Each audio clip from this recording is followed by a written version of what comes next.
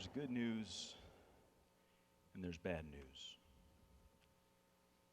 I've always found that when you say to somebody, there's good news and there's bad news, our typical response is, well, give me the bad news, because I'm an idiot. I'm glutton for punishment. I was having a delightful day, but please give me the bad news. With good news, there's bad news. Jackie is out here proclaiming truth, that God is here, God is love. God has gone to the ends of the earth. He's gone into the bowels of hell to save us. That's the good news. And there's the bad news. Before you got on a bus or got in a van to come here, maybe your youth minister, your chaperone says, hey, good news. We're stopping at Taco Bell. You say, what's the bad news? And they say, give it time.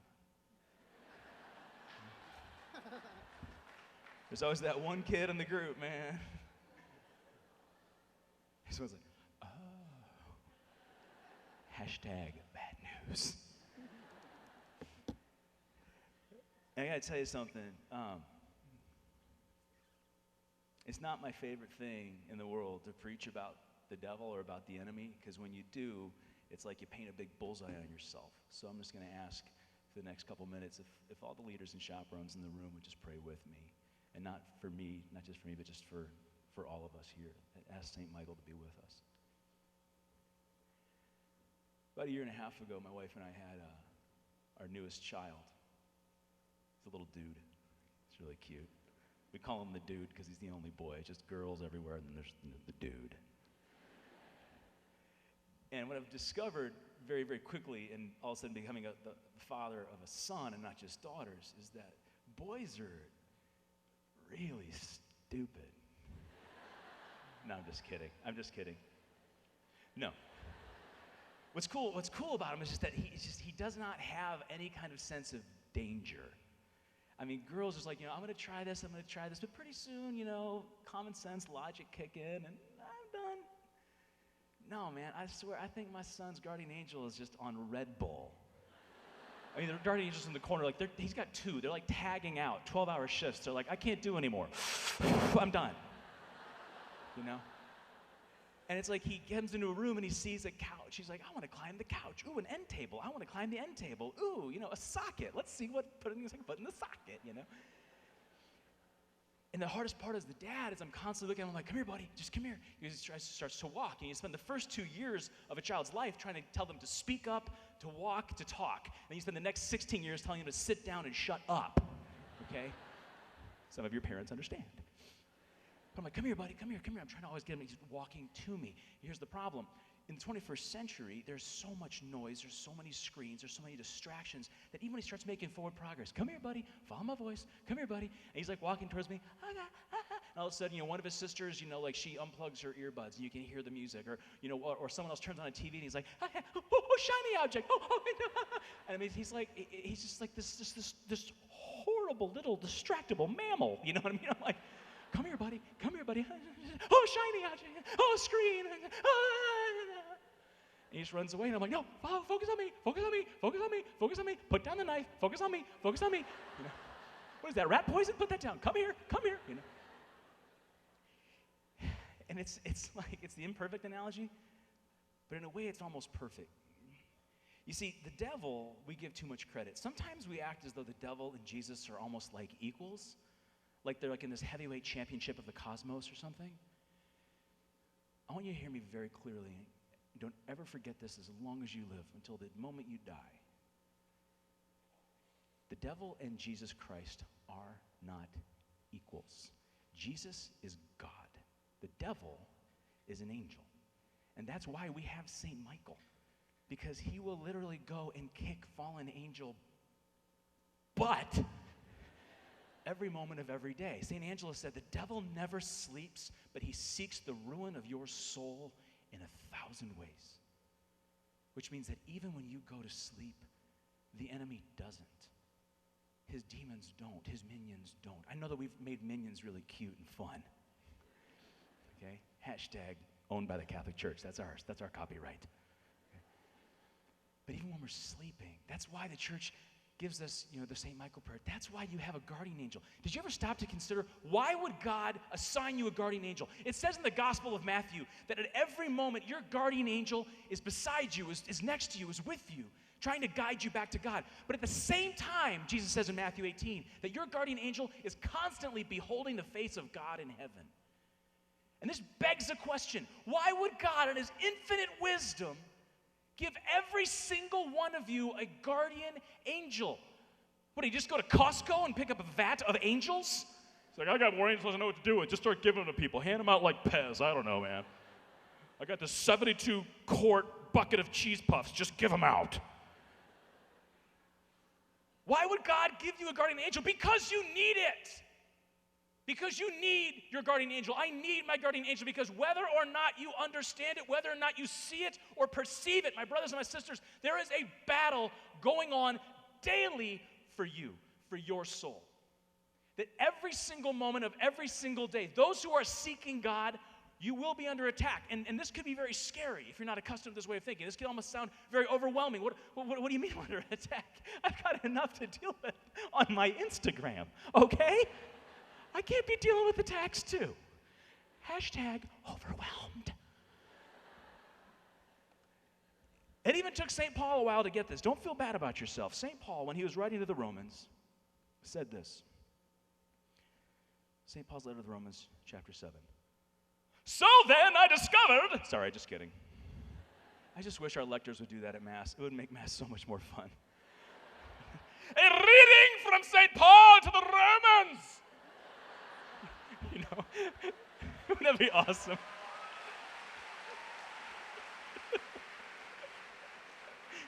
You got Ethel up in the front row, hearing aid blows out. She's like, oh, good Lord. Anoint me, come for me, Jesus. What are they doing? Verse 21, listen to what St. Paul says. So then, I discovered the principle that when I want to do what is right, evil is at hand. I discovered the principle that when I want to do what's right, evil is at hand. You see, the devil's not going to mess with people who aren't seeking God. The devil's not going to mess with people who aren't open to God. In fact, when we're trapped in sin, we've already chained ourselves to our sin. Oftentimes, the devil doesn't mess with us as much because he's already got us. But when you make time in your life, you make time in your schedule, you make time in your life to pray, like Jackie was just talking about, you make room in your heart to worship when Eddie and Josh and the band are talking about this. When you come to something like this, whether you're a Steubenville junkie and you show up with every neon t-shirt made in the last 10 years, whether this is your first time and you thought you were going to hockey camp, you're like, where's the ice? When you make space or time in your life to pursue God, it is a glorious thing. It's a beautiful thing. And heaven applauds. But you have to understand, hell just wrings its hands. When you make room in your life for God, when you pursue God, the enemy's going to pursue you. See, every angel has a ministry. There's 9 choirs of angels. There's cherubim and seraphim, archangels, angels. Every angel has a ministry. The devil's ministry is one of distraction. That his greatest tool is to distract you. His greatest tool is to get you to take your eyes off of God, to deafen you through sin so you can't hear the Father's voice. So you're just constantly, like my son, when I'm trying to call to him, being flooded with other noise, other distractions, any other lights, false lights. The name Lucifer means light bringer. See, he wanted to be like God. He wanted to be like the light. But Michael, in total humility, the name Michael means who is like God? Total humility. My brothers and my sisters, this is what I would do. If I was trying to trap you in sin, if I was trying to lead you away from everything we're going to discuss here, away from the Eucharist, if I was trying to keep you away from confession, if I was trying to destroy any chance you have for future happiness in your vocation, whether it's married, whether it's priest, religious, single, whatever, if I was trying to destroy your future, if I was trying to ensure you had no chance at eternity, there's so many things I would do. There's probably 5 or 6 things I would do. Number 1, I would distract you constantly. I would put you in a culture where you were constantly distracted by other things, having a really hard time to be present to the person right in front of you. You see, because if you can't be present to the person who's right in front of you in the flesh when they're speaking to you, you'll never be able to be present to the God of the universe who's not right in the flesh right in front of you, except in that person that we're oftentimes ignoring because of the people on our screen. I would distract you. And after I distract you, I would overstimulate you. I would expose the void in your life. If I had to say to you right now, if I said, pick the wound, pick the void, pick the entry point. If you were your worst enemy, where would you go after you? Because make no mistake, the devil hates you.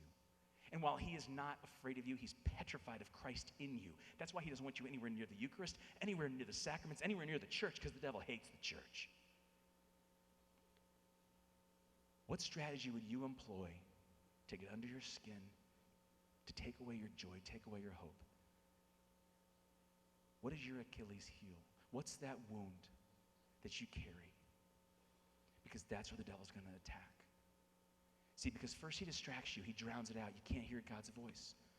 You can't see his face. You start down that path of sin. Then he's going to go after that wound that's deepest in you, and that's where he's going to set up shop, and that's where he's going to go after you. St. John Chrysostom said, your body is like a castle, and the 5 gates to your castle are your senses. And what you have to do is you have to bar those gates. You have to guard yourself because the enemy's coming to the castle, and he wants an entry point. Here's the thing I found in my own life. I don't know if it's like this for you. The sins that I struggle with the most enter through the doors that I purposefully leave cracked open. I don't know what your struggle is. I don't know what your wound is. I don't know what your Achilles heel is. But make no mistake, that's the first place he's going to go. And when he gets there, he sets up shop. He doesn't just kind of wedge his foot in the door. He kicks the door open. And he reveals to you your shame. He reveals to you your unworthiness. He reveals to you the fact that, you know what? If you've ever heard that whispering in confession, you can't confess that again. You've confessed it too many times. You're a failure. You'll never be worth it. You've done this thing before. You've done this retreat thing before. It's a retreat high. It's going to fade. You've been in places before where you've been really courageous. You know, I got to change this in my life, change that in my life. Maybe you even post something online about your love for God. And it's obviously always met with such praise and admiration and affirmation from all those in your feed. It certainly is for me. I would reveal to you your worst shame, your biggest wound, and I would take your face and I would shove it right in it and say, you are unlovable. Everything that Jackie said, I'd say is a lie. See, because if you're seeking God, he's seeking you. You're forcing him to get creative. You're forcing him to get even more offensive. And after he exploits it, and after he shines a light on everything you've done wrong, that's what Lucifer is good at, shining a light on all the darkness of your life, not on his own. You see, he can't get you to hate God, but he can get you to distrust God. He can get you to doubt God's presence, to doubt God's love, to doubt God's promise, to doubt God's fidelity. You see, what he can do to the child when the father's calling the child to him to keep him safe so that he would have life. What the devil can do is distract. I'm going to put lights and sounds and noises and temptations all around you. So make no mistake this weekend, if you're going for God, if you're running for God, he's coming after you. That's the bad news. Here's the good news. The shepherd, he's coming for you too. You see, it says in John 10, it says the thief comes to kill you, but the good shepherd, who is Jesus, he comes to save you. And some of you, I'd be willing to bet, have been on the run from God. You left the safety of the sheepfold. You made some bad mistakes. You made some bad decisions. You started to wander off. And our God makes no sense. He's got 100 sheep. He's got 99 there. And instead of staying with the 99, he's batting 99 out of 100.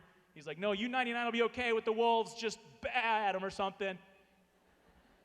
I'm going for the runner. And they're like, what the crap? He's like, no, I'm going. I'm going to make you a promise tonight, okay?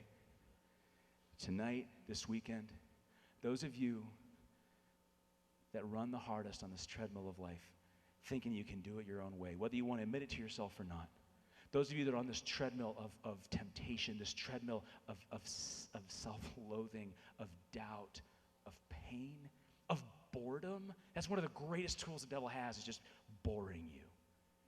Those of you that are on that treadmill, those of you that are running, the shepherd, he runs faster. And you have a good shepherd who already took care of the thief. That's why we celebrate the cross. And he's coming after you, and he's climbing over mountains, and he's going through riverbeds, and he's cutting up his knees, and he's sunburned, and he's hoarse, and his lips are cracked, and the shepherd is putting his hand up to his mouth, and he's shouting, not, hey, Steubenville West, he's shouting your name. He's shouting your name tonight. He's begging you to come to confession. He's begging you to come back into the sheepfold, because until you come back into the fold, you're in danger. Until you come back into the fold, you're going to be alone. Until you come back into the fold, you're going to be immersed in the lie. And our God is a God of truth. He's not content with you wandering out in the distance. He's certainly not content with just handing you over to the enemy. That's what the cross proves. The cross proves your worth, whether you like it or not, whether you believe it or not. The cross of Jesus Christ proclaims your great worth. It's the greatest exclamation point in history when God says, I don't just like you, I love you. In fact, I'm going to show you how much I love you. That there's no sin that's too big, there's no valley that's too wide, there's no thief that's too menacing, there's no temptation that's too hard. Nothing is going to stop the shepherd from coming after his sheep. You can keep running, but he's going to outrun you. But realize every time you run from the shepherd, you run to the enemy. We're all pulled by different voices. Tonight you have an opportunity, this week you have the opportunity through confession to run back to the shepherd again. That's why we call our priests fathers. Because through them you can hear the Father's voice over all the other noise in culture, calling you back to safety, calling you back to life, taking you out of the clutches of the thief and the evil one, and bringing you back into the sheepfold of the church. I want you to take a second where you are. I want you just to bow your heads. I want you to pray with me, okay? I want you to think about, what is that entry point? What is that door to your soul that you leave open? What are the doors to your soul that you leave open, that you leave as an open entry point for the enemy? Those sins that you struggle with the most, those sins that you are most afraid to let go of. Those sins that bring you the most shame, those sins that trap you and bind you in the darkness. I just want you to say, Jesus, can you still love me? Jesus, can you still love me?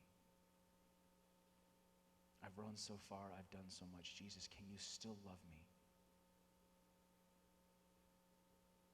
I just want you to pray quietly, just so quietly in your soul right now. Just say the name of Jesus. Just say, Jesus.